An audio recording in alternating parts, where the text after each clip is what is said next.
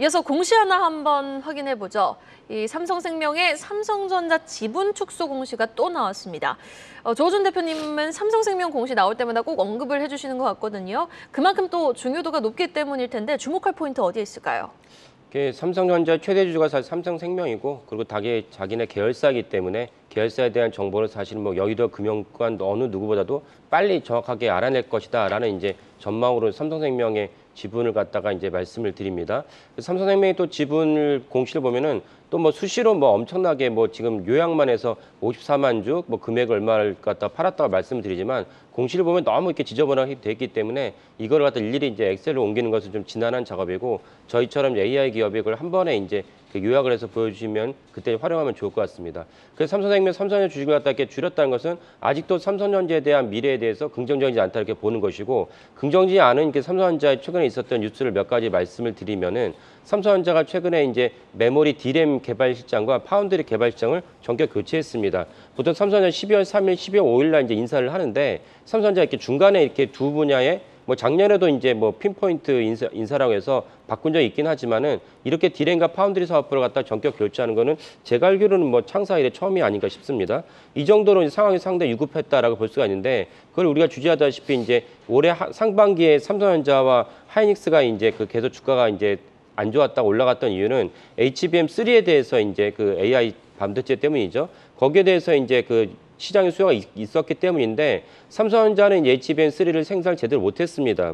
여러 가지 이유가 있겠지만 어쨌건 이제 판매를 제대로 한 거는 하이닉스고, 그래서 YTD를 보면 올해 하이닉스가 52%, 근데 삼성전자는 불과 27%밖에 되지 않습니다. 이나마 27%도 사실 갤럭시 폴드가 이제 수혜를 했기 때문에, 선망을 했기 때문에 발생한 일이지, 메모리 쪽은 별로였습니다.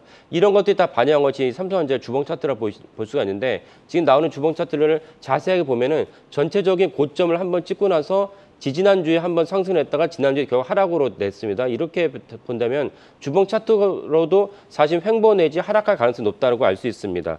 여기에 이제 지난주에 이제 사실은 TSMC가 어떤 측면에서는 삼성전자에게 경쟁 기업이긴 하지만, 다른 측면에서는 삼성전자의 메모리랑 반도체 전차의 업황을 갖다가 알 수 있는 이제 또 하나의 이제 시그널 테스트인데, TSMC가 지난주에 순이익은 좋았는데 매출 가이던스 10%를 하향했습니다. 그 이유를 뭐라고 말했냐면, 중국이 너무 안 좋다는 것입니다. 제가 중국에 대해서 계속 말씀드리는데, 우리가 보는 것보다 중국 시장이 너무 안 좋은 것 같습니다.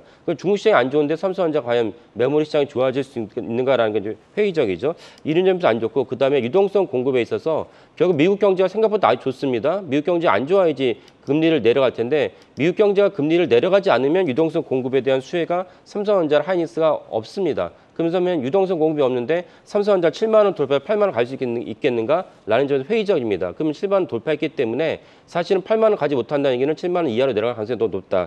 이런 점에서 삼성전자에 대한 주가 전망을 보시는 게 좋을 것 같습니다. 그럼 당분간은 조금 조정을 염두에 두자라는 의견이신가요? 그렇죠. 제가 이따 그때 한번 얘기할 텐데, 톱니조차 미국의 최대 강세론자 톱니조차 지난주 금요일 날 조정을 얘기했습니다. 그러니까 네. 그 말은 뭐냐면, 월가 전체적으로 이제는 조정을 염두에 두고 있다라고 보시면 좋을 것 같습니다. 네, 알겠습니다. 삼성전자 관련 지분 공시 챙겨봤고요. 주가 전략까지 좀 살짝. 마지막으로 공시 하나 더 확인해보죠. 지금 SGC 에너지 이보경 회장이 보유 주식을 좀 축소했다라는 내용의 공시가 전해졌는데, 투자자분들이 주목할 포인트 전해주실까요? 단순하게 매도를 한 것이 아니고, 작년 이정현 씨에게 이제 100만 주, 75만 6천 주를 갖다가 이제 증여를 했습니다. 증여를 하면은 증여를 받은 수증자는 이제 증여세를 내야 되는데, 증여 발표일 전후의 주가를 2개월을 평균 낸 금액을 갖다가 증여세를 갖다 산정합니다. 그러면 당연히 이보경 씨나 이정현 씨가 증여세 주체는 이정현 씨입니다. 이보경 씨 입장에서도 장녀가 이제 세금을 내야 되는데, 굳이 세금이 많이 나는 구간을 갖다 주가가 올라가는 구간을 선정해서 증여하지 않았을 거라고 추정을 합니다. 그렇기 때문에 이제 앞으로 한 2달 정도 주가가 올라가지 않을 것이겠지만, 2달 후에는 이제 2달 금방 지나죠. 2달 후에는 이제 주가가 올라가지 않겠느냐라고 이제 추정을 하는 것이고, 최근에 있었던 일들을 갖다가 이제 SGC 에너지를 좀 보면은, SG 에너지 이제 한전이 이제 너무 지금 횡보하거나 안 좋으면은 SG 에너지도 이제 수익이 안 좋습니다. 왜냐하면 SG 에너지에서 전기를 갖다가 한전이 구입을 하거든요. 그러면 한전이 적자가 계속 깊어지는데, 그러면 SG 에너지도 안 좋죠. 그래서 한전 적자 탈출하면 아까 말씀드린 S&P라고, 한전이 이제 전기를 갖다 사오는 걸 갖다 S&P라고 하는데, S&P 시행 축소하면은 SG 에너지의 수혜가 됩니다. 이런 점이 또 하나 있고, SG 에너지는 3일에 나왔다시피 그 에너지 기업인데 그린파워라는 열병합 그 발전을 합니다. 열병합이라는 것은 이제 전체적으로 이제 우리나라 전체적으로 전 세계적으로도 수혜 종목입니다. 그래서